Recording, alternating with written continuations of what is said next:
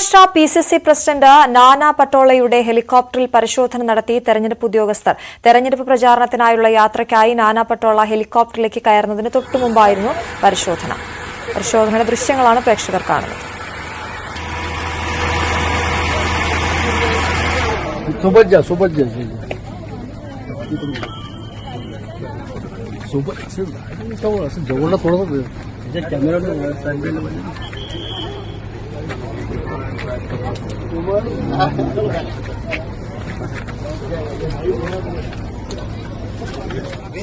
തെരഞ്ഞെടുപ്പ് കാലത്ത് നേതാക്കളുടെ ബാഗുകൾ പരിശോധിക്കുന്നത് സാധാരണമാണെന്നും അതിനെ അനാവശ്യ വിഷയമാക്കുകയാണ് പ്രതിപക്ഷമെന്നും ഗോവ മുഖ്യമന്ത്രി പ്രമോദ് സാവന്ത്.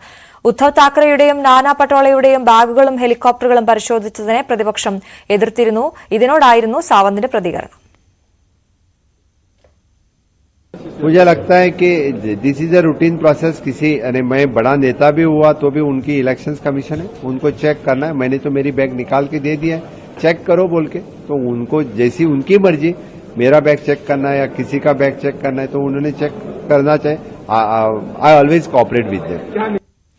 പ്രധാനമന്ത്രി നോക്കുമ്പോൾ ഭരണഘടന ശൂന്യമായി തോന്നുമെന്നും അത് അദ്ദേഹം വായിച്ചിട്ടില്ലാത്തതുകൊണ്ടാണെന്നും ലോക്സഭാ പ്രതിപക്ഷ നേതാവ് രാഹുൽ ഗാന്ധി ഉയർത്തിക്കാട്ടിയ ഭരണഘടനയ്ക്ക് കവർ പേജ് മാത്രമേ ഉണ്ടായിരുന്നുള്ളൂ എന്ന പ്രധാനമന്ത്രിയുടെയും അമിത്ഷായുടെയും ആരോപണത്തിന് മറുപടി പറയുകയായിരുന്നു രാഹുൽ. മുഗളന്മാരാൽ കൊല്ലപ്പെട്ട മറാത്ത സാമ്രാജ്യത്തിന്റെ ചക്രവർത്തിയുമായിരുന്ന സാംഭാജി മഹാരാജന്റെ മരണത്തെ തെരഞ്ഞെടുപ്പ് പ്രചാരണ വിഷയമാക്കി പ്രധാനമന്ത്രി നരേന്ദ്രമോദി. സാംഭാജിയെ കൊന്നവരെ മിശിഹയായി കാണുന്നവർ മഹാരാഷ്ട്രയ്ക്കെതിരാണ്. അവരെ പിന്തുണയ്ക്കുന്നവരെ മഹാരാഷ്ട്രക്കാർക്ക് ഉൾക്കൊള്ളാനാകുമോ എന്നായിരുന്നു മോദിയുടെ ചോദ്യം. ഛത്രപതി സംഭാജി നഗറിലായിരുന്നു മോദിയുടെ ഈ പരാമർശം. जिन्हें संभाजी महाराज के नाम पर आपत्ति है,